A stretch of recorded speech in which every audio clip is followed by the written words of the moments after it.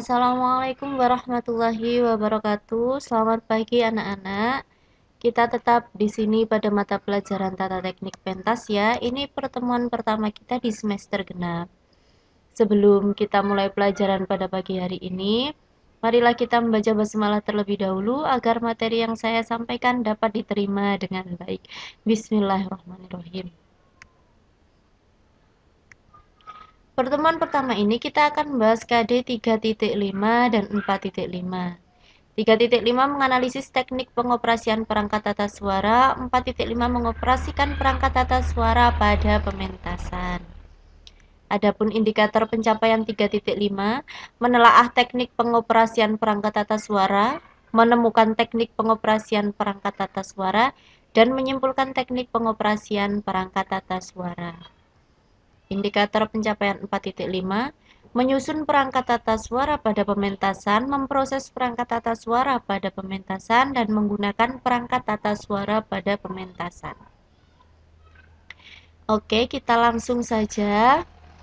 Bagian sistem tata suara.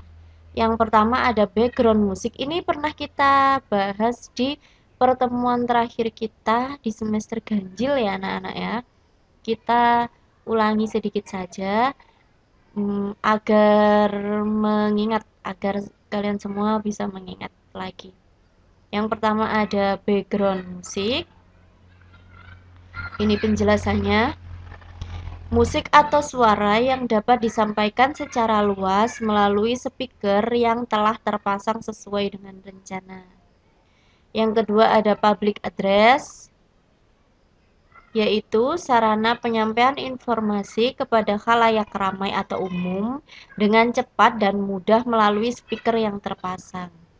Yang ketiga ada emergency, yaitu pada saat keadaan darurat, informasi keadaan darurat atau bahaya untuk evakuasi, keselamatan dan keamanan akan dapat diketahui dengan cepat.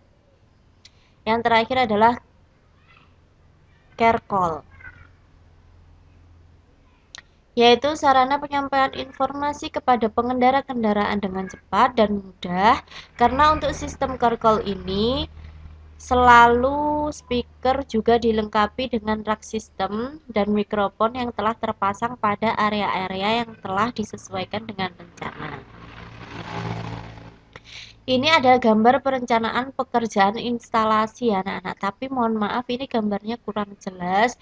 Mungkin kalau kita bertemu secara langsung ataupun di kelas bisa saya tunjukkan lagi gambarnya ya. Ini penjelasan dari gambar tadi. Mengacu pada gambar perencanaan, pekerjaan instalasi sistem tata suara ini secara garis besar lingkup pekerjaannya antara lain. Yang pertama, pengadaan, pemasangan, dan pengujian peralatan sentral sistem tata suara, meliputi unit sumber sinyal suara dan penguat sinyal suara. Yang kedua, pengadaan, pemasangan, dan pengujian unit kontrol dan monitor serta sistem rak peralatan-peralatan sentral sistem suara dilengkapi dengan double cassette deck sebagai sarana yang dapat dipergunakan untuk kebutuhan. Yang ketiga, pengadaan, pemasangan, dan pengujian main distribution frame dan junction box. Yang keempat, pengadaan, pemasangan, dan pengujian kabel-kabel distribusi sistem suara antara peralatan sentral dan sistem rak dengan kontak hubung bagi di setiap lantai. Yang kelima, pengadaan, pemasangan, dan pengujian alat pengeras suara atau loudspeaker.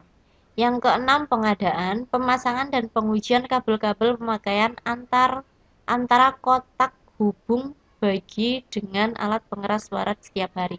Yang terakhir, melakukan testing, commissioning, training, dan garansi selama 1 tahun. Kita lanjut saja. Komponen dalam sistem tata suara. Nah, apa itu sistem anak-anak? Sistem adalah sekelompok komponen dan elemen yang digabungkan menjadi satu untuk mencapai tujuan tertentu. Sound atau audio adalah suara atau bunyi yang dihasilkan oleh suatu benda yang bergetar. Jadi, Diingat-ingat ya anak-anak, ini sering muncul dalam soal bahwasanya sistem adalah sekelompok komponen dan elemen yang digabungkan menjadi satu. Tujuannya untuk apa? Untuk mencapai tujuan tertentu. Oke, langsung saja lanjut. Yang pertama, ini komponen dalam sistem tata suara tadi ya. Yang pertama, sumber masukan suara atau input audio. Sumber masukan bunyi terdiri dari mikrofon dan input audio lainnya. Input audio bisa datang dari kepingan CD atau DVD, komputer, flash disk, dan lainnya. Sumber bunyi lainnya bisa berupa gitar listrik, keyboard elektron, dan lain-lain. Yang kedua, komponen pra-audio atau input channel. Bagian komponen input channel bisa dibentuk dari masukan sinyal audio ke bagian mixer yang mengambil prinsip gabungan beberapa op-amp. Yang ketiga, komponen olah bunyi dan filtering frekuensi. Bagian komponen ini meliputi equalizer yang bisa dipasang secara eksternal setelah mixer audio. Pada perangkat portable sound system hanya terdiri dari satu tombol level yang diberi nama tone.